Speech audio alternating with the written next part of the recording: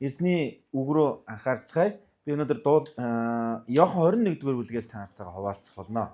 За Иохан 21-р бүлгээс ийм зүйлийг та нартай хуваалцах. Жижиг өөрчлөлт, натаа мэдгүй жижиг өөрчлөлт.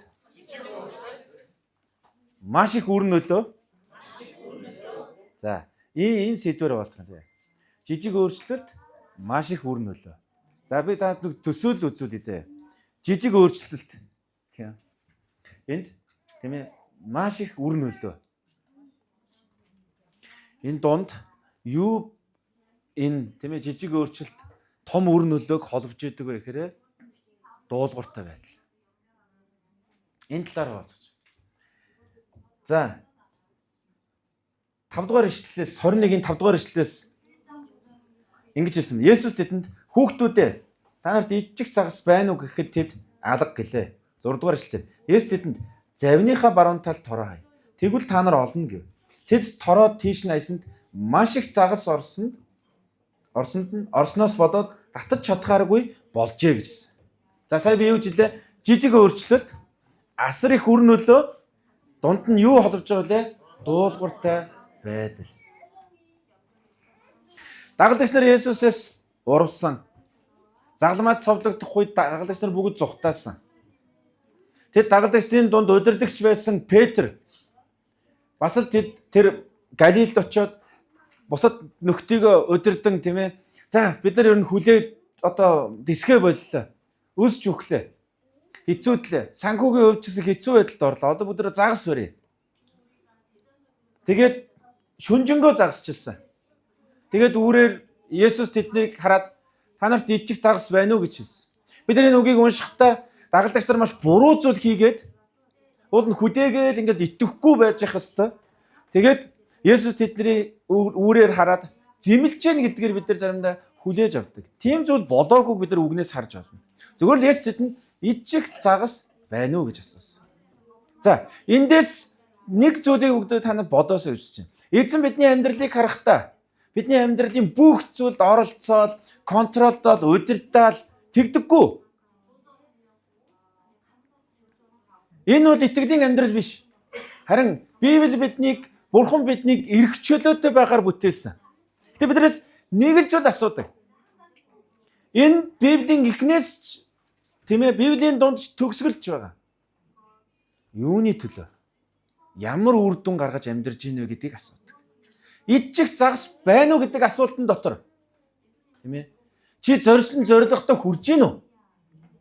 Чи нөгөө амлсан зүйлийг хийж гин үү? Чамаас үр дүн гарч гин үү? Чи бусдад ивэл болохоор амьдарч гин үү? Чи өсч хөгжиж гин үү? Чи цагийг зөв зарцуулж гин үү? Чи өөрт байгаа энерги, эрүүл мэнд энэ бүгдийг сайн зүйл зориулж гин үү гэж асуудаг. За, тэгвэл бүгдөө энэ ижиг загас байна уу гэдгийг хэн асууж байгаа вэ? Есүс асууж байгаа байхгүй юу? Та нар өөрсдөө ижиг загастай байна уу гэж асуугаагүй. Надад ижиг загас байна уу? Тэгвэл бүгдөө энийг сүнслэгээр бүгдээ харъя. Чиний амьдрал надад алдар, хүндлэл, магтаалыг өргөхөөр амьдарч гин үү?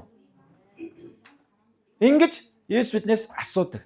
Гэтэ энэ бол буруу талын асуулт биш шүү. Эзэн биднийг тийм ээ өөрчилж, шинчилж биднийг үр нөлөөтэй амьдрахыг хүсдэг учраас асууж байгаа байхгүй юу? Тийм.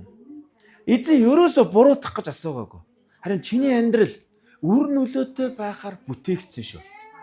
Бүтээгч эзэн биднийг бүтээлч амьдралтай байхаар бүтээсэн. Ерөөл хязгаарч зүгээр сууж хад ирдэггүй. Бид энэ жил бас бодс санснаас залбиржсэн. Тэгээд бодс санснаас нэлээд бас том хүлэмжтэй боллоо шүү дээ, тийм ээ манай Баатраа шиг. Тэгээд маш хурдан хугацаанд ургаж байгааг харж байгаа. Энэ жил бид нар туршлагачхын тулд баг зэрэг тарьсан.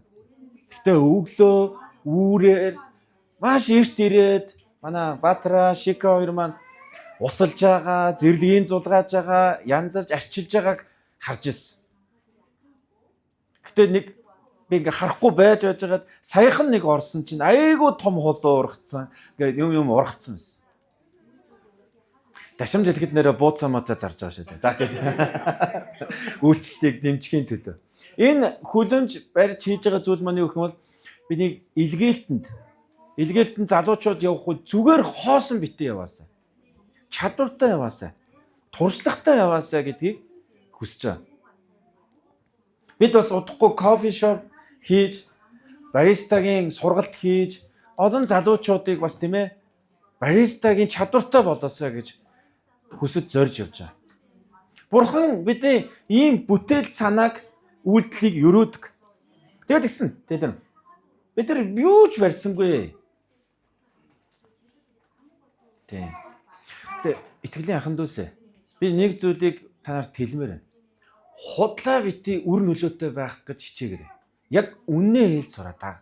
Дагалдагч нар шиг эзний өмнө залбирахтаа эзэн минь ээ би үүнээс илүү үр нөлөөтэй баймаар байна эзэн минь ээ. Би дэмий гүгээд байгаа юм шиг. Дэмий зүтгээд байгаа юм шиг санагдаад байна эзэн минь ээ. Би үүнээс илүү үр нөлөөтэй баймаар байна гэж залбирж байгаа. Дагалдагч нар ингэж хэлээгүй. Шүнжэнгөө загасчлаа. Тэгтээ удахгүй барих болно гэж бардамнаагүй. Бид шүнжэнгөө загасчлаа. Тэгж жагаад нэг барих байлгүй дээ гэж хэлдэг. Олон хүмүүс тийм хариулт хэлдэг. Зарим зүйлийг бид нар ингээд юу гэдгийг конференц, семинар, зохион байгуулахад үр дүнгүй болдог. Үр дүнгүй боллоо шүү гэдгийг хүлээн зөвшөөрөх үед дараагийн удаа илүү үр дүнтэй болгох тэр залбирал, тэр санаа, тэр шийдлүүдийг хайж эхэлдэг. Суралцах хүсэлтэй болдог. Харин яах вэ? Тэгтээ яах вэ? Энэ нь сайн боллоо. Бид дандаа ингэж яадаг гэх юм бол хэн нэг намайг буруутгах вэ гэдэг айдсаар хариулж идэг. Дагалдагч нар юу гэсэн? Юу ч алга гэж хэлсэн. Надад хэлэхгүй. Юу ч алга. Ийм хүнд эзэн зөв чиглэл өгдөг. Есүс юу гэсэн? Завныхаа баруун талд тороо хай. Ингээд нэг баруун зүүн энэ чухал биш. Эзэн биднэрт зөв чиглэл өгдөг. Эзэн бидэнд гайхширмаар том өдөрдөмж өгдөггүй. Харин үл тоомоор заримдаа жижигхэн өөрчлөлтийг биднээс хүсэж идэг. Өдөртлөгийн өөрчлөлт дуудагдаад хэнд надад зөвлөсөн мэдгүй Йошуа номыг унших нь зөвөө гэдгийг л одоо хэлжсэн. Тэгээ Йошуа номыг уншаад би юу ойлгох ёстой болоо гэж уншаад байсан. Уншиж байгаа нэг үг дахин давтагдаж ингээд чангаар ингээд уншиж явахад дахин давтагдж байгааг яагаад чи миний чих анзаарсан. Тэр юу гэсэн бол өглөө эрт Йошуа босоод өглөө эрт гэдэг үг давтагдсаар байсан. Тэр үг миний удирдлагын жижигхэн өөрчлөлт авчрахад тусалсан байна. Би бусад зүйлсийг сайн чадахгүй ч болно. Гэтэ өглөө эрт босож чадна шүү дээ. Надад өглөө эрт босдог дадал хэрэгтэй юм байна. Надад өглөө эрт босдог тэр сахилга бод хэрэгтэй юм байна.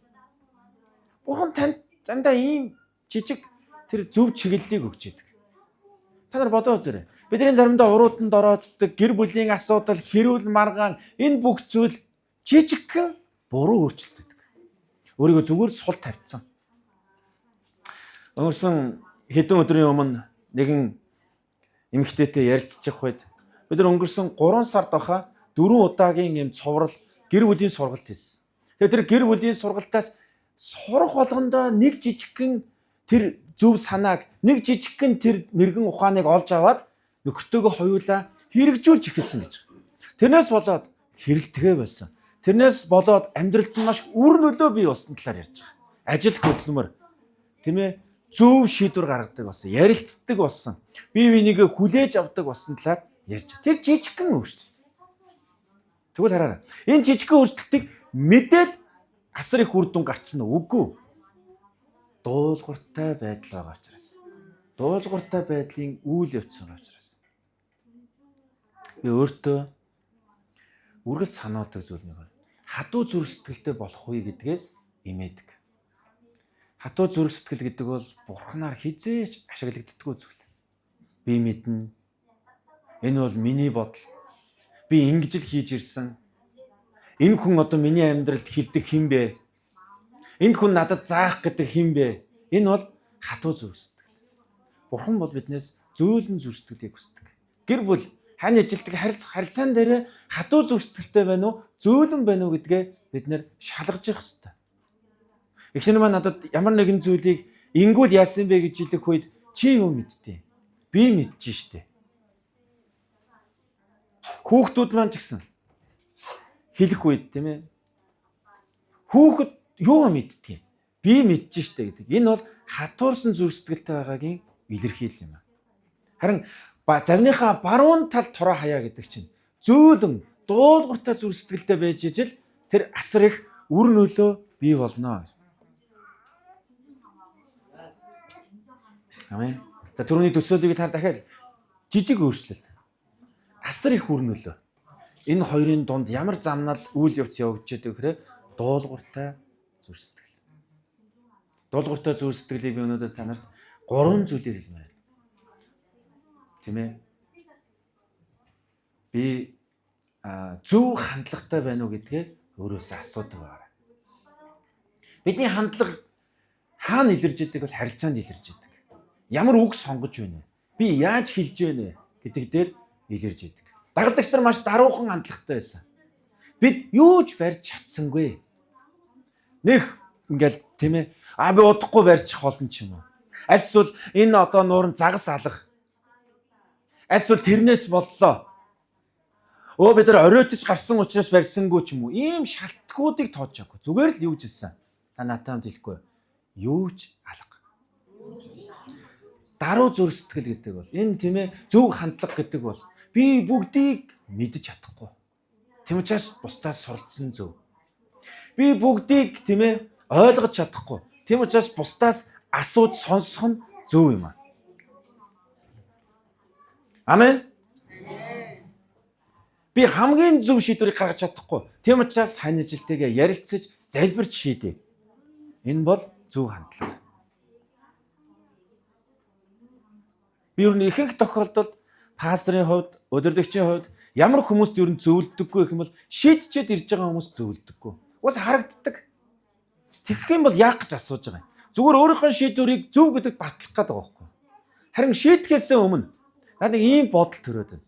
Амьдралдаа нэг ийм өөрчлөлт хийхийг хүсэж байна. Та юу гэж бодож байна? Хамтдаа залбирж өгөөч. 7 хоног хамт залбираад бурхан танд юу хэлж байгааг надад хэлж өгөөч юм уу? Маргааш ч юм уу та надад тийм ээ залбираад бурхан юу хэлж байгааг хэлж өгөөч. Ингэж энэ бол даруй зүрх сэтгэл юм аа. Шийдчихэл ер нь бол бараг минийх зөв бидтэй. Та бараг зөв гэж хэл. Яасаа. Дуулууртай зүрх сэтгэл бол зөв хандлагатай байхыг үргэлж сонгох юм аа. Завныхаа баруун тал тороо хаяхыг сонгоно гэдэг бол өдөр бүр бид нэр зөв хандлагатай байхыг сонгох хэрэгтэй. Энэ нэгэнтэй буруу ярьсан бол хурдан уучлалтыг сонгох. Энэ нэг гүд сонсч чадаагүй бол хурдан тийм ээ сайн сонсоод юу хэлэх гээд байгааг хүлээж авах сонголтыг хий. Хин нэгэнд амлчаад амлснаа хийгээгүүл хурдан биелүүлэхийн төлөө тийм ээ гүйцэлдүүлэхийн төлөө яв. Яг гэвэл тэр жижиг буруу хандлагууд чинь биднийг итгэж болохгүй хүн гэдэг тодорхойлолтод аваач.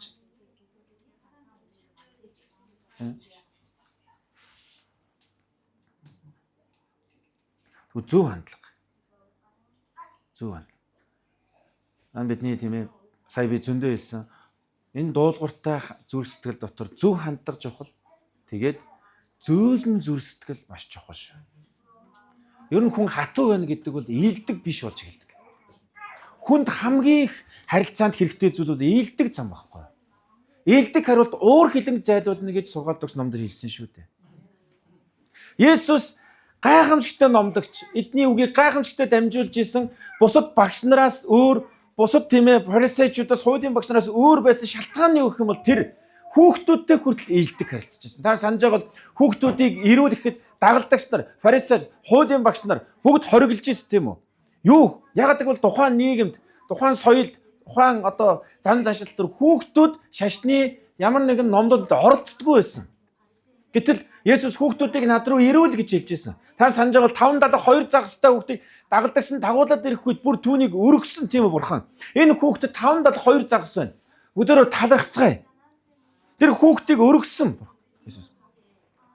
Тэгээс би юу гэж заадаг вэ гэх юм бол сайн удирдагч гэдэг бол сайн харилцаатай удирдагч гэдэг бол баг балчир хүүхэдтэй хүртэл үн цэнтэй харилцаж чаддаг хүн байх хэрэгтэй гэж.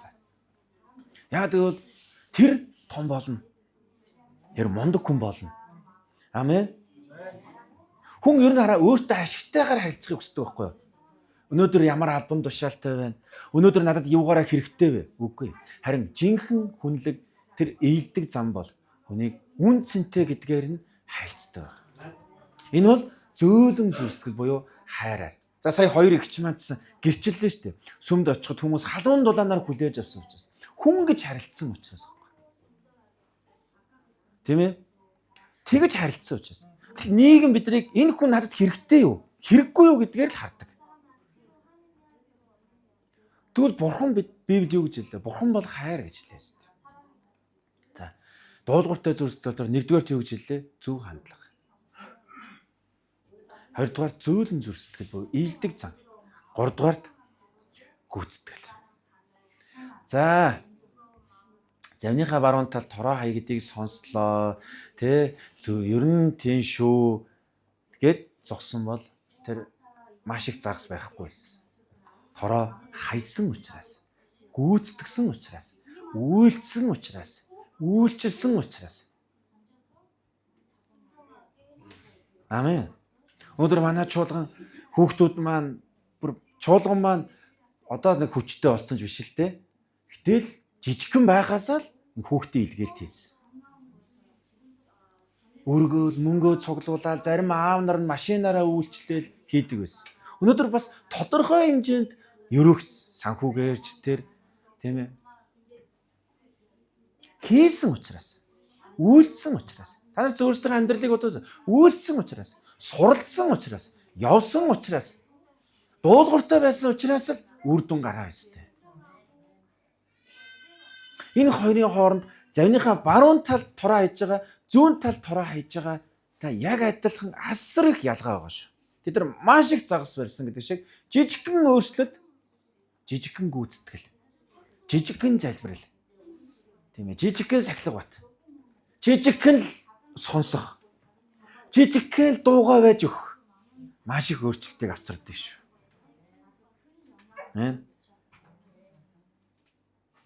Тэр жижигхэн буруу хандлага, буруу үйлдэлүүд асар том гай болж идэг.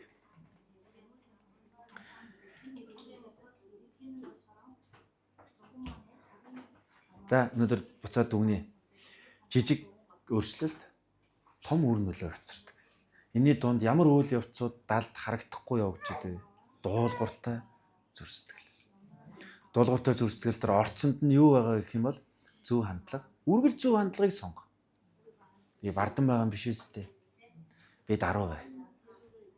Би яриад бусдыг сонсохгүй байгаа юм биш үстэй. Би илүү сонсдог бай. Би үйлчлэл авдаг байгаа юм биш үстэй. Би үйлчилдэг бай. Би буруу үлгэр дуурайл болж байгаа юм биш үстэй. Би зөв үлгэр дуурайл болъё. Би сая муухай үг хэлчлээ. Өндөө уучлахгүй. Энэ бол тийм ээ зөв хандлага. Тэгээд зөөлөн зүрх сэтгэл буюу өөрчлөгдөхөд амархан байх. Тэгээд гүйцэтгэх. Тэгээд маш их загас барьжээ. Эзэн юу гэж хэллээ? Идчих загас байна уу гэж байна. Надад чамд алдар хүндлийг өргөх, надад чамд талархах, надад чамд бурханд өргөх үр жимс байна уу? Үр жимстэй амьдарч гин үү гэдгийг бурхан биднээс асууж идэг. Эзэн минь танд баярлалаа.